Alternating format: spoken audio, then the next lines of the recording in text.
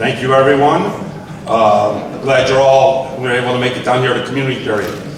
As I've talked about in my classes, we talked about having a guest speaker, and we happen to have Kathleen Corbet, who I know all of you have read her bio, and I apologize for my voice because I do not feel as bad as my voice sounds. But after reading Kathleen's bio, you guys have all had a number of questions that you wanted to ask her, and I have given those questions to Kathleen, and so she's here to answer your questions. If you have any questions, feel free to do that. So you know, Kathleen and I have grown up together in Waterbury, and Kathleen is from Waterbury, went to Willoughby High School, was valedictorian, which I did know, and I was always impressed with that in my younger days. I was not valedictorian at Holy Cross. She went to Boston College, which is where Tom Pompey went to college also. Kathleen and I were in college together up in Boston. I was at Northeastern, and she was at Boston College at the same time. And so I'm not here to talk about Kathleen. We'll let Kathleen talk about that, but she's had a tremendous career, and the career is still going. She's running for political office right now, and her election is up November 2nd. November 2nd. So she currently lives in New Canaan, Connecticut, and is a select person. Would that be the right way of doing it there currently? And I'm confident Kathleen will be reelected. And she's on the board of directors of a couple of companies. And if you guys recall, I happened to be looking at Facebook and saw pictures of Kathleen at Wall Street, and a company she's on the board of directors of had just gone public through an IPO, which is what we have talked about in class. And I happened to reach out to Kathy, and she said, geez, I'd love to come here to Holy Cross and talk to everyone. So I took advantage of that. So without further ado, as they say, let me introduce Kathleen Corbet. Her voice is much better than mine.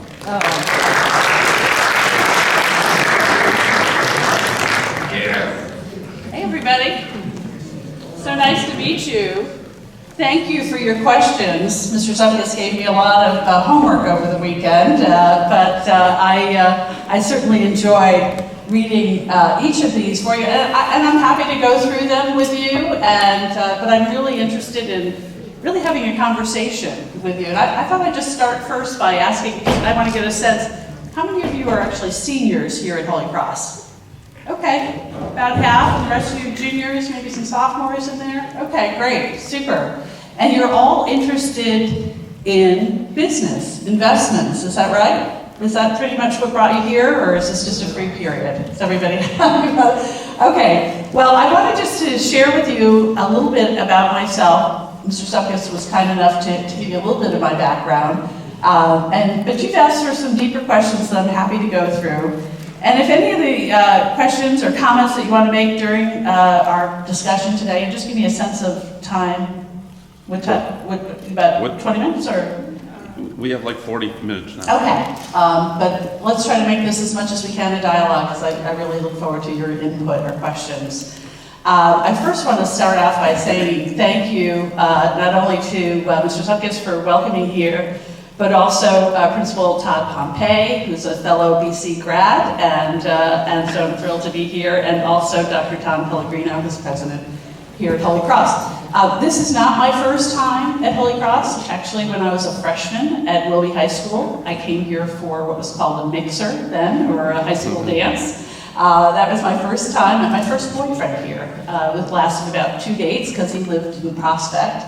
And taking his bike from Prospect to Waterbury was a little bit difficult, so that didn't last very long. But I also came here for my SAT exams, and so a lot of fond memories, obviously, of Waterbury and of Holy Cross High School. So I'm really glad to be invited here to meet with you today. So I'm just going to take a look. First First of all, I actually have another question for you, if we can get started. I'm sorry, I don't know how far this cord goes, so I'm gonna just say, that's okay. If you could just briefly say, how do you measure success? As you think about your future and you want to measure your level of success, how would you measure that? I'm putting you on the spot. What if someone said, and I don't think I can reach you all the way back there, you want to be able to make a lot of money but not have to work hard. Is that right? Is that what you said? Okay. What about who likes to work hard? Anybody here? Yeah? Am I getting, okay, all right. Is success about making money? Is that important to you? Yeah, I'm seeing a lot of nodding there. Why do you think so? Why does making money make you happy? Anybody? Sorry?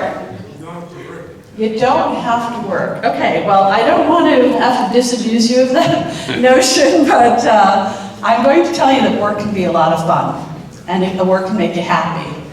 And when you're happy, that's how you measure success, okay? It's not necessarily about the money you might make in the future. It's really about how happy you are, and even more importantly, how happy do you make others.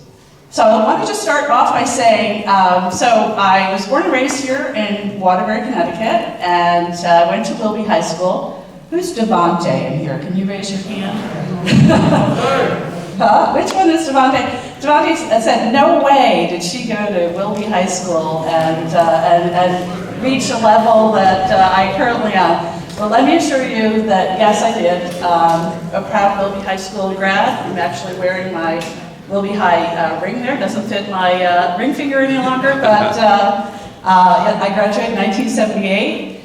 And somebody asked here, so in terms of high school, what was my favorite subject? Did I work while I was in high school?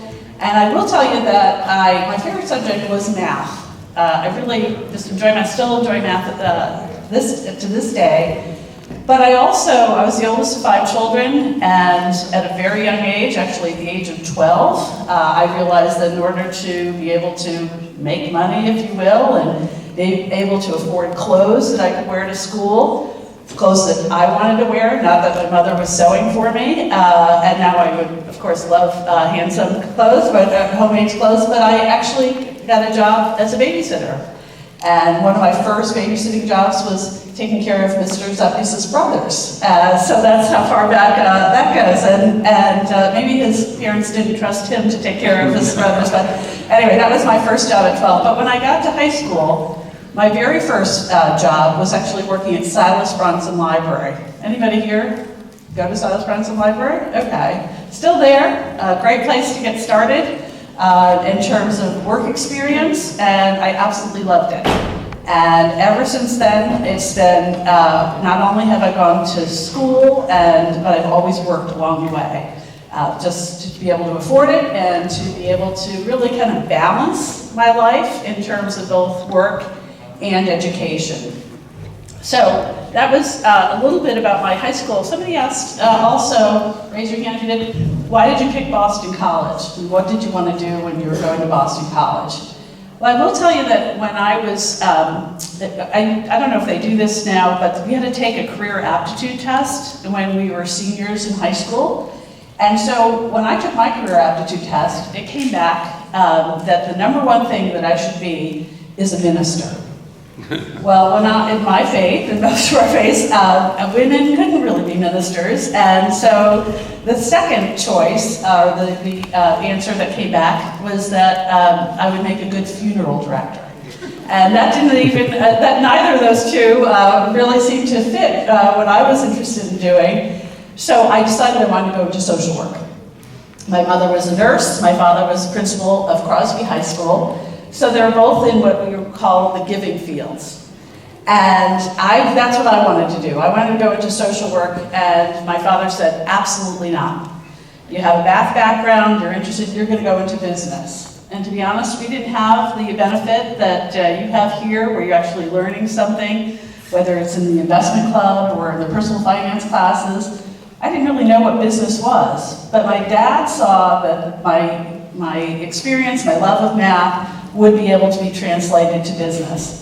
So I looked at colleges that not only would give me that opportunity to study business, but also give me the opportunity, if I decided I hated business at BC or anywhere else, I could take a step to the side and go take another course that would, whether it's art or music or social work, that would enable me to sort of expand my horizons, if you will. So Boston College offered all of those for me, and I jumped in and went and studied at the School of Management in both marketing and computer science. And that's probably going to be a theme that I'm going to want to share with each of you, is that make sure that you broaden your horizons. You might be really interested in being a communications major, or maybe economics or business, presumably, but make sure that you find an opportunity to take as many different things that you wouldn't necessarily have or think about that would be interesting to you. So I know you're in the midst of studying for which colleges or other future vocations that you might consider. Make sure that you keep your mind open to experiencing lots of different things, and I encourage you to do that. I'm gonna, before I move on to sort of post-college, any questions for me about either my high school experience or college experience? Anything? Any comments or, no? Okay. Well, let me move on here. Let me just read through some of the things, make sure that I haven't skipped over anything. The one piece of advice that what I would tell any high schooler right now is, as I said, think broadly, expand your horizons, and never, ever give up on education. And to this day, I'm trying to take courses, follow along my mother, who's almost 85. She still takes courses and is teaching college courses. So part of the process of learning, exploring, and being successful is making sure that you're open to learning more things along the way. Kathy, Yes. I have a question. Yes, So Mr. I know Corbett. that, if I could speak for all these guys, I know that one of the kind of the overarching questions, and I'm paraphrasing for them, but what would you say in your experiences and throughout all of your successes, what would you say is the most relevant part of high school for what you still do today? In other words, how can you give these guys an example of the relevance of what they're doing in the classroom on a day like today, and how that will be a lifelong skill, something that will apply to them long term? Okay, great question. Thank you, Mr. Tomei. So when each of you walked into this room today, and some of you, I stood at the top, and some of you just walked right by. Some of you stopped and shook my hand. Some of you actually told me your name. I'm going to remember the people who told me their name. I'm going to remember even if you walked by and didn't say anything. But I want this to be a learning experience, and I'm going to answer your question in just a sec.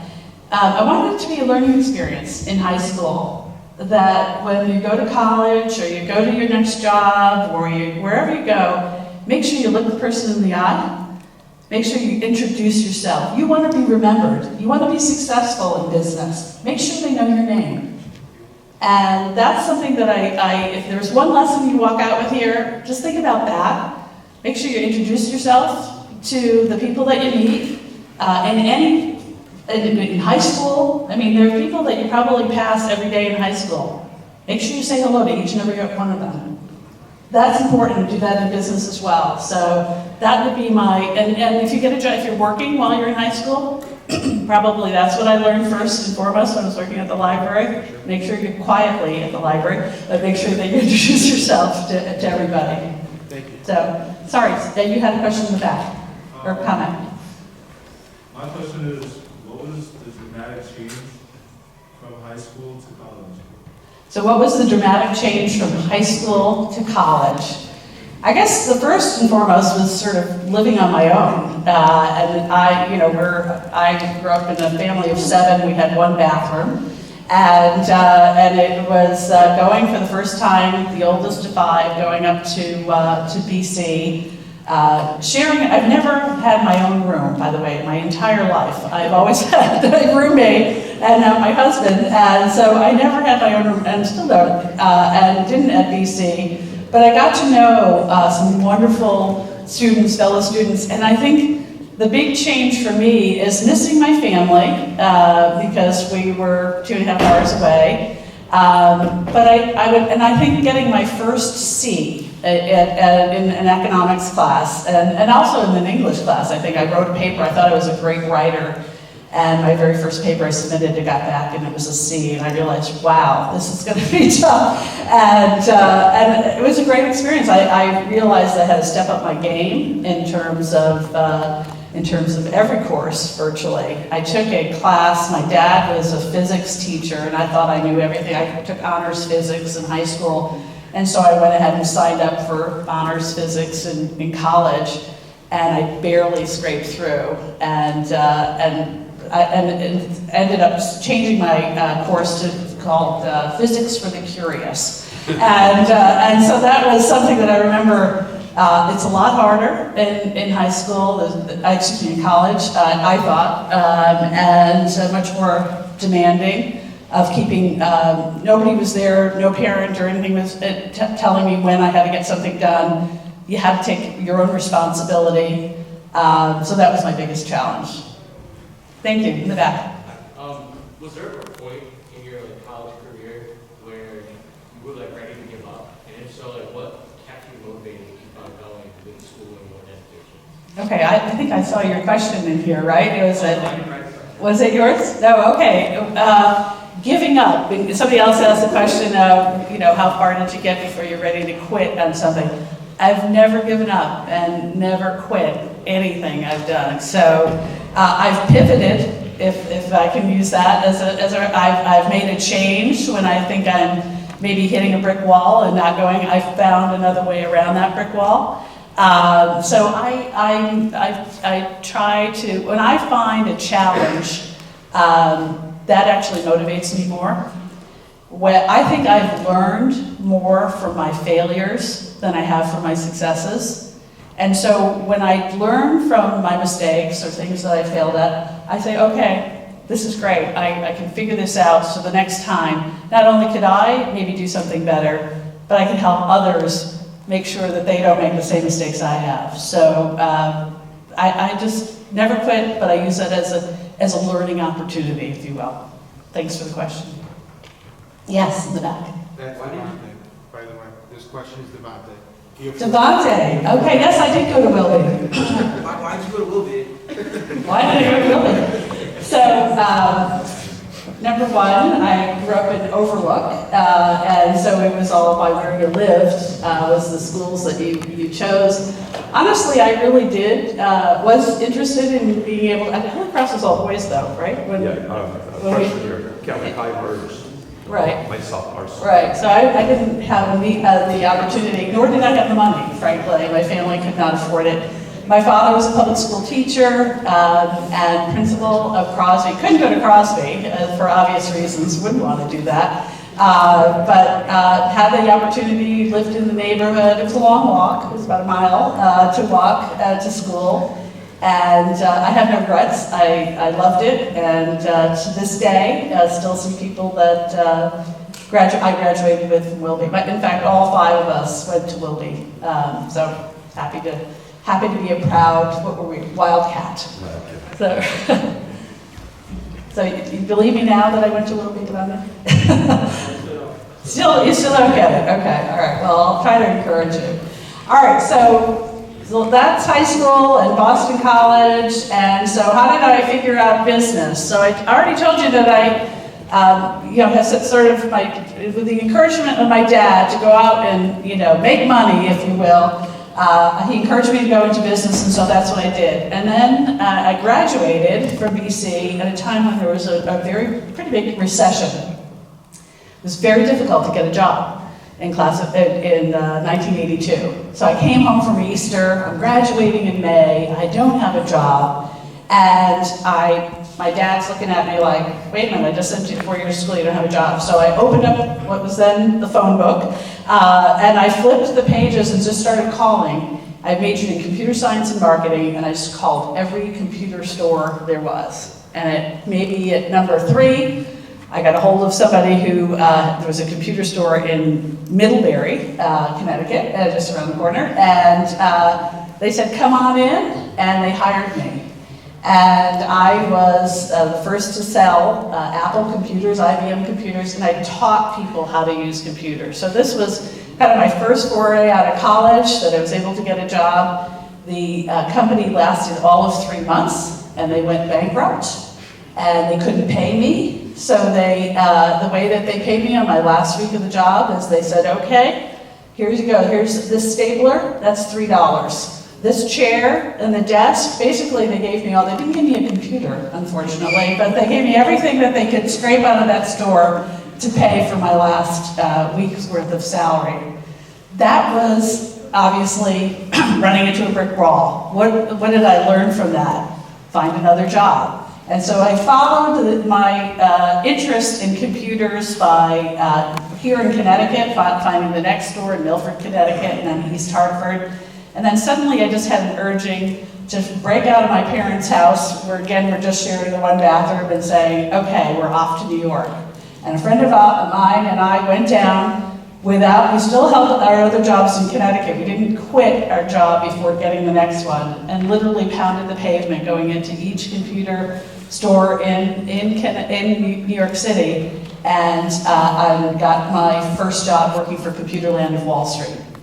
It was that, right there on Wall Street, being able to provide computer technology and training to people, executives in banks, insurance companies, and other financial institutions, that I kind of got my foray. This is really where I want to be.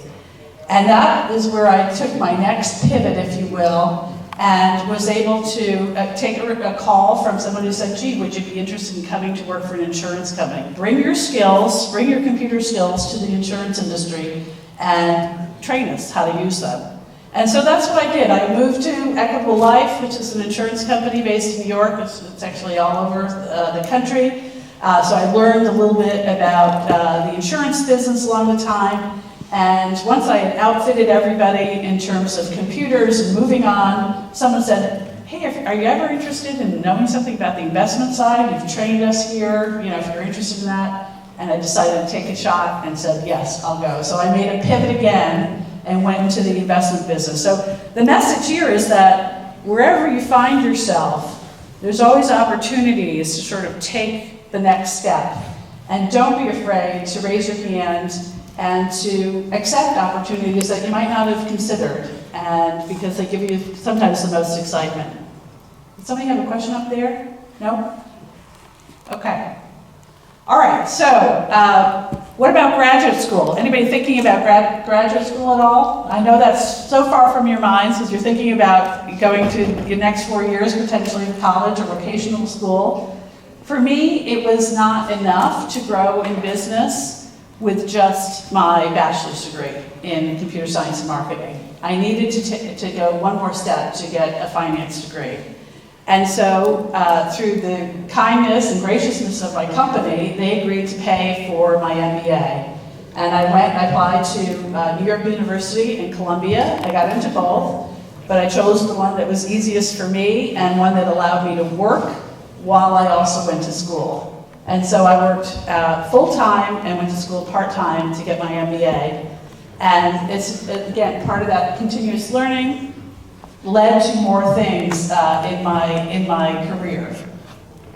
Let me take a pause there. I should tell you that I went on and actually married my boss when I started, I met and started dating my boss. This was prior to the Me Too era.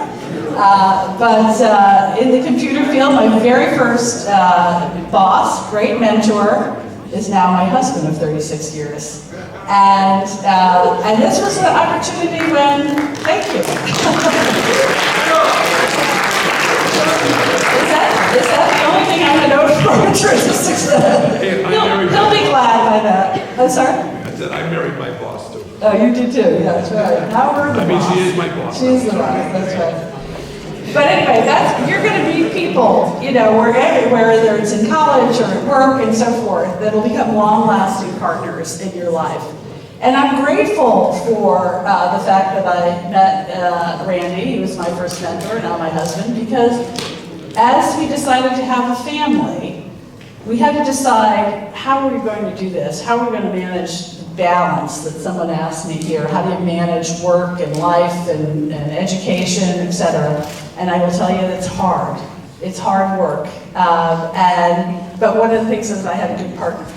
And my husband decided when we were able to have kids, we have 2 sons who are, one's in sports broadcasting. No, none of them followed me into business, but one's a sports broadcaster, another one works in environmental policy. But my husband and I decided that he was going to be the stay-at-home parent while I continued on with my career. And I have to say, that's always a hard choice for any couple to decide in terms of when they're starting their family. I was lucky enough to have someone who's willing to work with me so that we could raise our family. I definitely support two people who are working in a family. It's difficult, but it's something that, first of all, it's important to do. And I think my kids also appreciated the fact that they could kind of follow me in business and decide whether or not that was a career they wanted to pursue, which they didn't. But nonetheless, it was something that I exposed them to throughout my career. Let me stop there for a second. Time check, are we okay? All right, let me get to some of the business things, because that's what I think you guys are all here about. Nobody asked me this, but I just think if you're looking at investments and so forth, and when you look to make an investment, I think, don't you have a portfolio that you have now? When you look to make an investment in a company, what are you looking for in terms of what makes you think, I'm going to invest in that company? What are some of the key things you look for? Anybody? How about people? All right? The people should be an important part of the equation of when you're looking for who's running the company. What's their experience? Do they have experience in terms of the particular industry? And how have they surrounded themselves with other people in the organization to make sure that they can achieve success? What's another thing that, yes? Maybe like keeping up with the news, like if you're like following the news, like what's going on daily.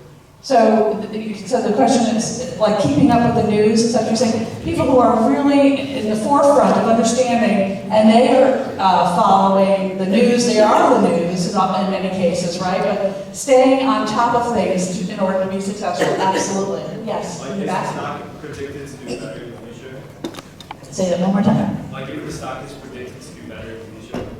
So if other analysts, people who are studying the stock, and they predict, oh, this is going to do well. So one of the companies that I'm a part of now that just went an IPO, there are 7 or 8 analysts that are actually following this company. And each quarter will be saying whether or not they think that the company is doing well. And so that helps other investors take a look at what other people are saying and say, yes, I think this is, maybe seven organizations have said, yes, this is a buy. So that's important too, yes. Yes, in the back. Products, thank you. So people, products, right? What products or services is this company considering? What are some of the things I think you've been working on? A number of you in the class have been picking up or writing down companies that you would like to start, right? What kind of services and products are you thinking about? Anything? Technology? I see a little hand raising there. No? No, not you? Okay. A lot of things in terms of services, platforms, software as a service, right? More information, the sharing of information so that other investors and importantly, clients are actually thinking about in terms of the company. What else? We said people, products, what else? Anything else that you're looking for when you're looking at the company? A hand over there. Yes, Devante. When a business goes IPO. Will they go to IPO? Is that what you said? When a business goes IPO. I couldn't hear it. When a business goes IPO. So when a business goes IPO, it opens up opportunities for everybody to invest. I started off in my career in private investing when it wasn't available to everybody as an investment opportunity. The private market in both debt and equity is about 4 times, if not more, larger than the public market that you guys are seeing in terms of IPOs, in terms of being on your Schwab or TD Ameritrade platform, in terms of buying stock. So there's a whole other opportunity out there in private investing that actually is a great way to succeed in investments. And so IPOs is another way for a company to raise capital. And it also helps when you go to an IPO. One of the reasons we just did an IPO was not only to raise capital, but also every single employee in this company of Clearwater Analytics, every single person in the company owned stock. And so when you see the public buying the stock, supporting the company, they've all been successful in this last IPO by actually owning the stock that was given to them as part of their compensation. Yes? A quick question. Like, I want your opinion on something. Yeah. What are your opinions on like the cryptocurrency market, like right now, and everything that's been happening? Like, So what's my, out of the cryptocurrency market, Bitcoin, et cetera? So as I told you, I'm always trying to learn more, and I'm an investor in Bitcoin, small percent of my overall portfolio, because there's so much to learn. But as an alternative asset class, I do think that there is an opportunity, and over the longer term, that it might be playing a bigger part in the markets than it currently does. So I want to make sure that I'm learning more about it, and so I have made a small investment in Bitcoin. And I do think it is potentially the way more and more economies will do trading using a cryptocurrency. So keep your eyes on that. Anybody else? Question. Okay. Let me, maybe time, 2 minutes? More questions? Yeah, we got time. You still have time? Okay. We have some time. Okay. Let me just tell you a little bit about politics and running for office and other things that you might have interest in. So, maybe, no, I'm good. I'm good. So one of the things, remember I told you to make sure that you have balance in your life? And one of the things that I learned as part of my process in going through my career and my life is that you have to have balance, and I saw that as one of your questions. In terms of balance, so what are the things that you have to think about? You start off with family, right? You have to make sure that you have time and spend with your family. Obviously, education, we talked about that as well. Your career, work, okay. There's three other areas that I want you to think about that don't come. Everybody says family, work, and education. What are the 3 other things that you really should be considering when you're trying to balance your work life? Anybody else have, give me, I need 3 other items. You've got family, you've got education, and work. What are the other 3 areas that you really should be thinking about as you build out your career? Yes? Yourself, right? So yes, yourself. And what I put for that is my health, right? I got to take care of myself. And so if you're really making sure, you're eating well, you're exercising, you're taking, that's a very important part of the 6 things that I think that are essential to be successful in life. And again, it's not money, okay? It's really more about happiness, okay? So your health. So again, family, education, work, health, 2 others. Anybody? Yes. Saving? Saving? Yeah, saving. Yeah, that's also helping yourself, right? Making sure you have good financial health as well. Saving your money for future things. Yes. Something in your community. Community. That's number 5. Okay. Number 5 is community. Making sure that you're giving back to your community, and you're laughing, but it's a great answer. It's in my case, in my community, everything I learned in business, everything I learned in education, I realized this was an opportunity to give back to my community, and that's why I served on the Board of Finance, our town council, and now on the Board of Selectmen. It's a way to give back to your community. Last one, the 6th one. This should be an easy one, but not always. It's about your faith.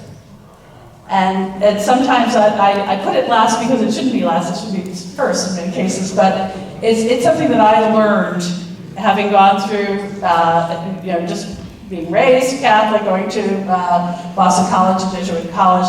But also I probably learned the most afterwards, and that is actually traveling to Israel, the Holy Land, and so forth, and really learning more about my faith as an adult, and making that still part of your success in life is making sure that all those 6 pillars, including faith, is a really important part of the success in your life.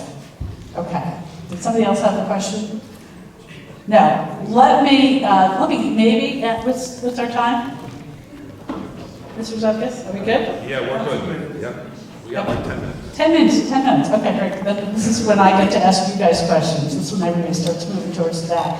I want to make sure that, first of all, I've addressed all of your questions, but so in community, I really try to make it a point because I'm balancing, my kids are older now, I have more time. I started my own business after 25 years on Wall Street, really recognizing that this is an opportunity to kind of to really do what I want to do, which was focus on financial technology companies. And when you start your own business, which I know a lot of you are thinking about, make sure, obviously you have to have a plan, you have to have a vision, you have to surround yourself with good people, but you also should have focus. And when I started my first investment business, if you will, on my own, my first learning was to make sure that you're communicating and telling people, hi, I'm Kathleen Corbet, and I'm interested in financial technology companies. That was my passion, that was my interest. You can often get diverted, and people can say, gee, I have this great candy company that I think you should be investing in, and you're starting your own business, can you invest with me? Or how about this engineering business? I really would like you to be a part of that. And you can be distracted if you don't have focus and you don't have a real purpose in mind, because everybody's looking for money. Everybody wants you to invest in their companies. But you have to make sure that you're disciplined enough to make sure that I'm going to focus on things that I know best. So somebody said, what is the biggest amount of loss that you've ever had on an investment? It was my first investment, actually, on my own. And an individual came up to me, somebody I had worked with for a number of years, came up and said, I'm working with a great company and they want to raise more money and they're in the financial technology business. This is your space, you should invest in that. And so I made an investment, it was a $100,000 investment, and about a year later, they went out of business. What did I do that was wrong by making that investment? What mistake do you think I made? Yes? You didn't check what you just went into the investment versus going and making sure that what you're doing is I went into the investment, you're absolutely right. I went into the investment because based on it was somebody I knew. It was a friend. She must know what this company is all about. Sure, I got talked into it by somebody without doing my homework and my due diligence, okay? So that was my first mistake of many. As I said, I learned more from my failures than my successes, but in terms of my first investment. So now, again, keep the focus. What do I know? What do I understand that I want to invest in, and not to be overly influenced by friends or family that are trying to convince me to go. It's easier to say to somebody, sorry, that's not in my space. This is the only space I'm following, financial technology. It's even better to say, I'm sorry, I don't invest with friends and family. And that was a lesson I learned. Okay, so let me talk to you a little bit about politics. So as I said, as I got more time and my kids grew up and I had an opportunity to give back to my community, I chose to do so in my town. If I lived here in Waterbury, I would do the same thing. Because I think Waterbury and other towns around it, big cities in Connecticut, actually need our help. And everything that you learn, whether it's here at Holy Cross High School or in college or in your jobs, if you can bring that back to the communities that need it most, you will find success in your life. What brings me happiness is seeing other people around me being happy. So in many ways, sort of fast forward, if you think about what my dad said, no, you need to go to business. What I have found is that I actually am achieving what I really set out to do. And that is working with others and being a social worker and spending time to making sure that I'm lifting all boats. It's not just about me and money that I've made or investments I've made. It's really about giving to others. That's what Boston College is all about, men and women for others. That's about everything that I do is for others. And so that's what brings me most joy. Not about the money I've made, it's really about the success I've made by working with others and seeing them succeed as well. So if that was another one thing that you can learn about this message, make sure your greatest happiness is make sure that you're nice to one another, okay? And you have to work, you can't work on your own. It really involves working together. And these relationships that you're making here in high school, these relationships that you're making in terms of being friends in the neighborhood, fast forward 40 years, you're going to be standing in front of maybe this similar group and talking to them about your success. And I hope that each one of you have a message about what did you learn. And that message might be that you took the time to be part of a growing community, to be friendly to everybody, and to find happiness in what you do. Oftentimes somebody says, well, how do you know when it's time to leave? If you're not having a good time, maybe it's time to think about pivoting. So make sure you're enjoying everything that you're doing about your work, about your life, your community, and your faith. Anybody else? Any questions for you, Mr. Dukas? Yeah? No? Okay. How's college going and applying for colleges? Everybody ready? Everybody thinking about where they're applying? Yeah? When are applications due? By the end of this year? December 31st? November start the season. They're starting, all right. Make sure you jump ahead of those. Don't leave them to the last minute. Oftentimes a storm comes through and then the electricity in your house goes out and you're not able to put in your application. Make sure, thanks everybody, make sure that you stay on top of that. Any other comments or questions? Anything that I forgot to ask of them, Mr. Suckers? No, I think you did a great job. Oh, no, thank you. All right, well, listen, maybe I'll give you guys a little 5-minute break before the next class.